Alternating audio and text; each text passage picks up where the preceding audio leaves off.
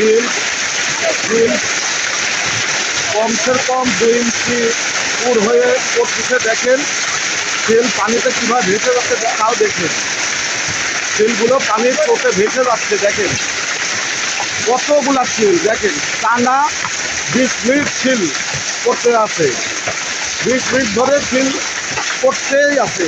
দেখেন কত পরিমাণে শিল, এই উঠোনে কত পরিমাণে শিল জমেছে। দেখেন শিলে বরফের মতো চাপ বেঁধে গেছে, আবার বৃষ্টির পানির সাথে স্রোতে ভেসে যাচ্ছে এই শিলগুলো। দেখেন দেখেন আপনারা দেখেন প্রচণ্ড শিলাবৃষ্টি, প্রচণ্ড শিলাবৃষ্টি, প্রচণ্ড শিলাবৃষ্টি। দেখেন কি পরিমাণে শিল পড়তেছে, দেখেন আপনারা সরাসরি দেখেন।